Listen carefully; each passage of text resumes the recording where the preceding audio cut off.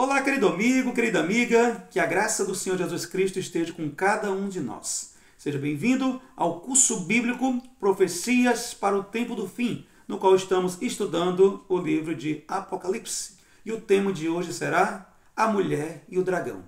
Para que nós possamos entender esse tema, nós devemos buscar ao Senhor em oração. E eu te convido, onde você está, que nesse momento você feche seus olhos, eleve seu pensamento até o trono de graça de Deus e vamos falar com o nosso bom Criador.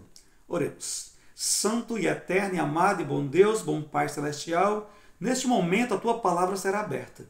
Para isso, ó Pai amado, precisamos do auxílio do Espírito Santo. Derrama sobre cada um de nós, é o que eu te peço, em nome de Jesus. Amém. Vamos para Apocalipse capítulo 12. Chegamos ao capítulo 12 do livro de Apocalipse, no nosso estudo, que diz o seguinte, capítulo 12, versículo do 1 ao 6. Viu-se grande sinal no céu, a saber, uma mulher vestida de sol, com a lua debaixo dos pés e uma coroa de 12 estrelas na cabeça, que, achando-se grávida, grita com as dores de parto, sofrendo tormentos para dar à luz. Viu-se também outro sinal no céu, e eis um dragão grande, vermelho, com 7 cabeças, 10 chifres, e nas cabeças 7 diademas. A sua cauda arrastava a terça parte das estrelas do céu, as quais lançou para a terra, e o dragão se deteve em frente da mulher, que estava para dar à luz, a fim de lhe devorar o filho quando nascesse. Nasceu-lhe, pois, um filho varão, que há de reger todas as nações com cetro de ferro, e o seu filho foi arrebatado para Deus até o seu trono. A mulher, porém, fugiu para o deserto, onde lhe havia Deus preparado lugar para que nele a sustentem durante 1260 dias. Bem, meus queridos, a palavra de Deus, aqui no livro de Apocalipse, traz esse cenário, um cenário assim um tanto complexo. Quando começamos a analisar, imaginem, aqui fala sobre uma mulher. E esta mulher, ela está com uma coroa de 12 estrelas, e ela está grávida. E ela tem dores ali para ter o seu filho. Esta mulher também está vestida de sol e com a lua debaixo dos pés. É assim que nos conta Apocalipse. Mas para nós começarmos a identificar este cenário, estes eventos, este simbolismo, temos que fazer isso passo a passo. Vamos lá. Primeiramente, em profecias, mulher. Mulher quer dizer igreja, assim como Paulo fala em Efésios. Então, quando se fala em mulher em profecia, quer dizer igreja. Tá ok? Então, e aqui ela está com uma coroa de 12 estrelas. Algumas aulas passadas, nós estudamos que estrelas significa anjos. Porém, o contexto de Apocalipse capítulo 12 já aponta o número 12 para o Antigo Testamento com os patriarcas. Tá ok? As 12 tribos de Israel. E trazendo para o Novo Testamento, para os 12 apóstolos de Cristo. Então, é isso que representa aqui na profecia. Aqui também ela se encontra vestida de sol, ou seja, o sol da justiça. A igreja está revestida, refletindo a Jesus Cristo, que é o nosso grande sol da justiça. E aqui representa uma igreja pura, uma igreja verdadeira, uma igreja que mostra a justiça de Cristo. E a lua, no qual aqui está debaixo dos seus pés, o que representa? A lua, nós sabemos aqui que ela não tem luz própria. Ela reflete a luz do sol.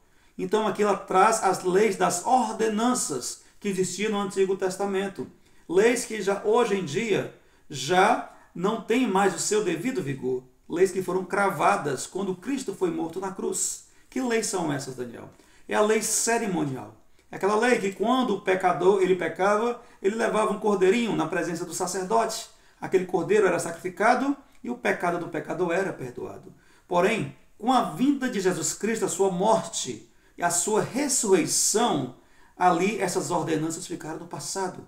Porque agora o Cordeiro de Deus que tira o pecado do mundo é Jesus. E com o sacrifício de Cristo, ele garante assim a nossa salvação. Cristo nos perdoa de todo o pecado, assim como fala no livro de João. Na cena agora surge um dragão. Dragão em profecia, nós sabemos que representa Satanás. É assim como tem várias partes da Bíblia falando sobre a antiga serpente, o dragão, que se chama Diabo e Satanás. E aqui diz que ele está levando a terça parte dos anjos consigo. Quando foi que isso aconteceu, gente? Certa vez, lá no céu, onde tudo estava em sua perfeita harmonia, um anjo que estava ali diante do trono de Deus, um anjo muito belo, um anjo poderoso, ele se corrompe. E no seu coração ali surge o pecado. Como surgiu o pecado no coração de um anjo puro, do anjo que ministrava próximo ao trono de Deus? Isso é um mistério.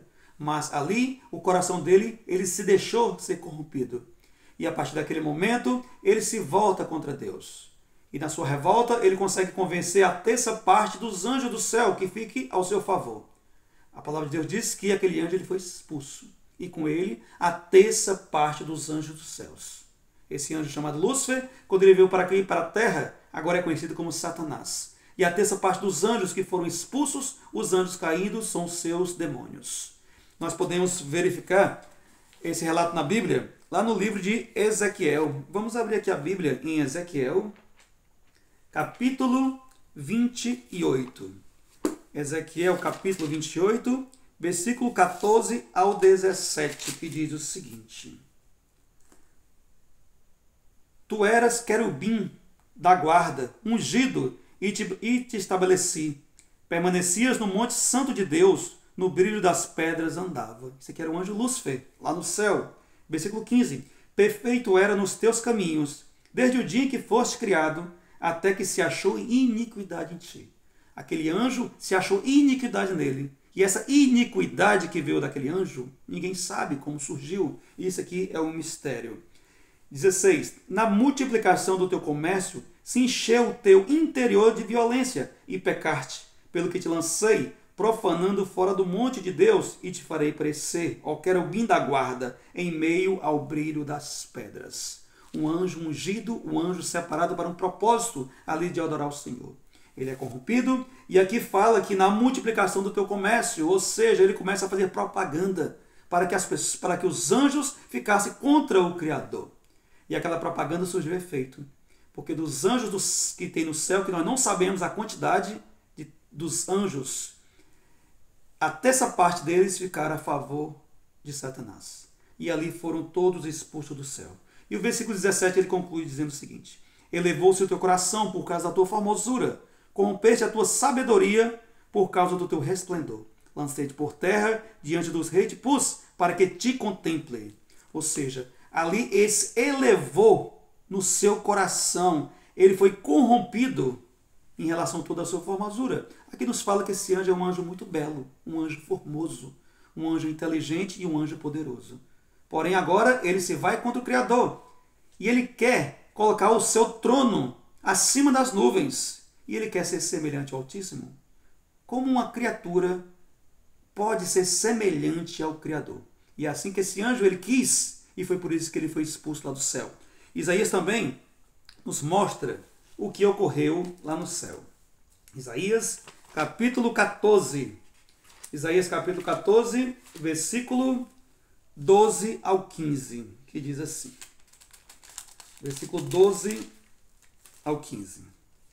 Como caíste do céu, ó estrela da manhã, filho da alva, como foste lançado por terra, tu que debilitava as nações, tu dizias no teu coração: eu subirei ao céu, acima das estrelas de Deus, exaltarei o meu trono, e no monte da congregação me assentarei, nas extremidades do norte. Subirei acima das mais altas nuvens, e serei semelhante ao Altíssimo.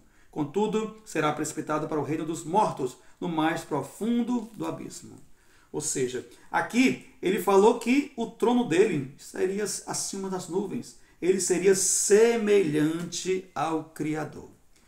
E este anjo, ele foi expulso do céu. A palavra de Deus aqui em Apocalipse capítulo 12 fala que houve guerra no céu. E aquele anjo, ele foi expulso juntamente com a terça parte dos céus. A terça parte dos anjos. Ele veio para onde? Ele veio para cá, para a terra. Assim ele tenta nossos primeiros pais, o primeiro casal que Deus coloca no jardim. E assim o pecado entra no mundo. E através do pecado, a morte. Porque a morte passou a todos os seres viventes. Mas glória a Deus, porque sabemos que Jesus é a solução para tudo isso. A Bíblia fala que o salário do pecado é a morte, mas o dom gratuito de Deus é a vida eterna em Cristo Jesus, nosso Senhor. Amém. Glória a Deus por isso. E meus queridos, aqui fala que a mulher, quando teve o filho da mulher, o dragão quis devorá-lo. Quando foi que tudo isso aconteceu, gente? Quando foi que ocorreu essa parte do filho e o dragão quis destruir? Nós sabemos que o filho aponta para o nosso Salvador, aqui aponta para Jesus Cristo. Então, como foi que tentaram destruir a Jesus? Em quais momentos?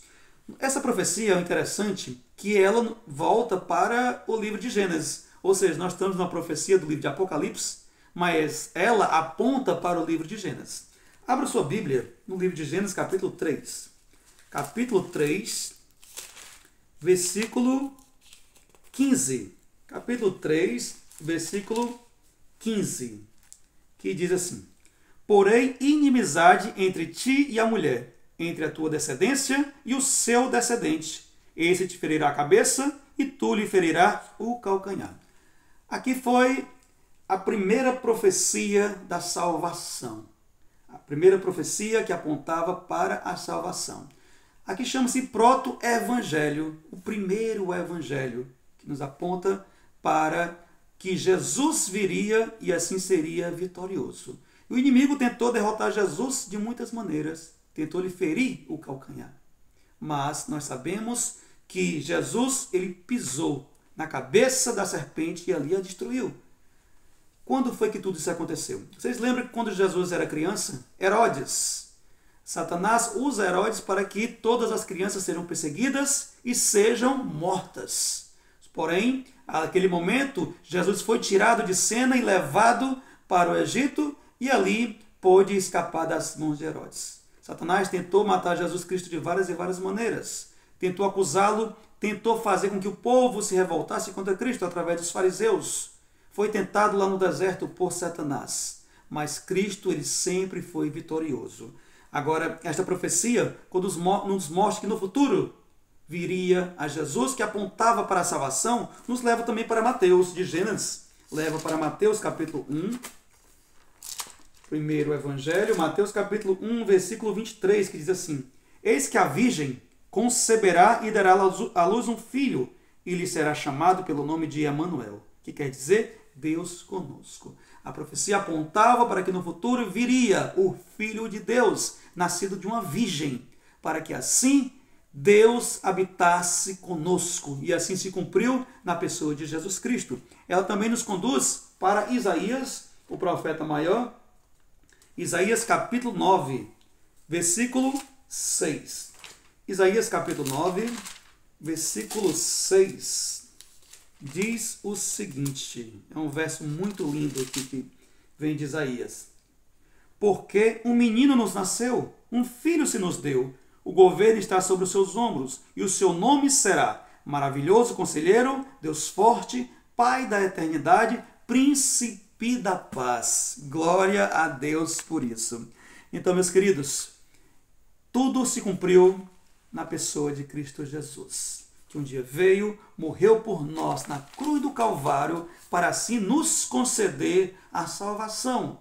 Assim se cumpriu tudo na vida de Cristo.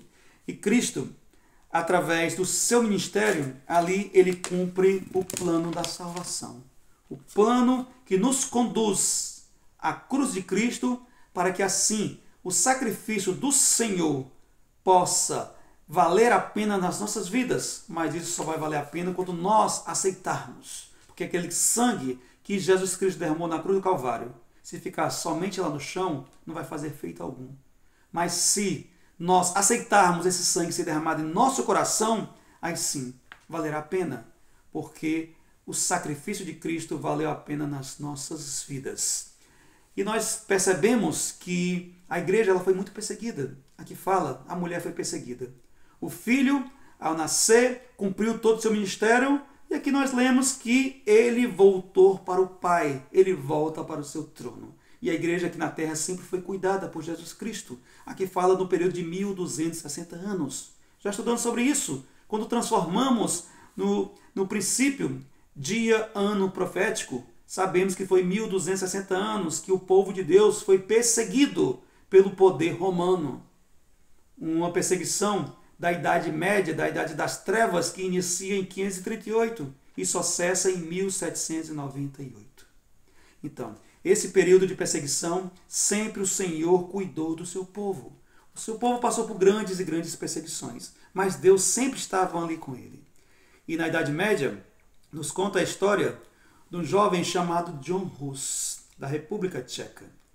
John Hus, reitor da Universidade de Praga, foi um homem que ali ele estava na feira e ele se depara com um quadro pintado pelos valdenses. E dois jovens valdenses, eles queriam pregar o evangelho, mas devido à perseguição, eles tinham que trazer de alguma maneira que não chamasse a atenção de Roma. Então eles desenham dois quadros. Um quadro estava pintado Jesus Cristo, com suas vestes surradas, sobre um jumentinho, entrando em Jerusalém.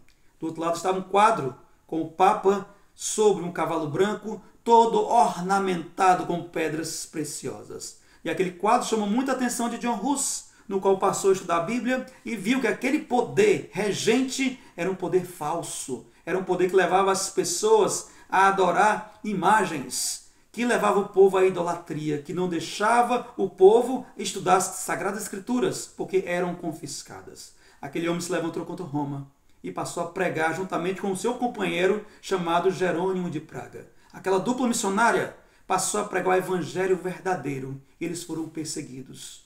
Eles foram perseguidos e foram levados a julgamento. Naquele julgamento nada se encontra contra eles. Mesmo assim, primeiramente John Hus é condenado à fogueira e posteriormente Jerônimo de Praga. Os dois foram para a fogueira assim como se vai para uma festa, porque sabiam que estava seguro, sabiam que estava nas mãos de Cristo e sabiam que estavam lutando contra a tirania de Roma. Aqueles homens, ao ser colocados na fogueira, passaram a cantar: Jesus, filho de Davi, tem compaixão de mim. Eles foram mortos em praça pública e suas cinzas foram lançadas no rio Reno. Mas aquelas cinzas ali foi como sementes e mais pessoas passaram a pregar o evangelho. Muita perseguição veio nessa época dos 1260 anos, mas homens fortes, homens fiéis, assim como John Hus e Jerônimo de Praga, se levantaram contra o sistema da tirania da igreja romana. Depois deles vieram muitos e muitos reformadores. Sempre teve um povo que se levantou contra o erro. Sempre teve um povo aqui na terra. Homens fiéis, homens que não se compram, homens que não se vendem. Homens que se levantaram para proclamar a verdade. E foi isso que aconteceu durante todo esse período profético.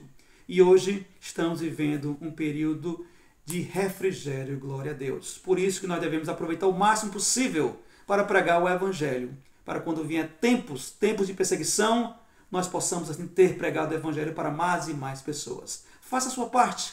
Pregue o evangelho. Fale de Cristo para as pessoas. Fale que somente existe salvação no nome de Jesus.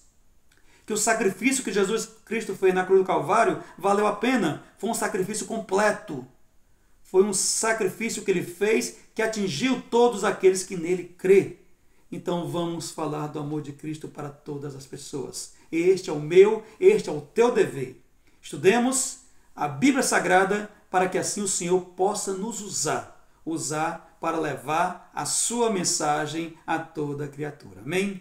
Bem, meus queridos, minhas queridas, encerramos mais uma aula do capítulo 12 de Apocalipse e que o eterno Deus continue te abençoando, você e toda a tua família ricamente. E até o nosso próximo estudo, se assim Deus quiser. E não se esqueça, busque ao Senhor e escolha a Jesus.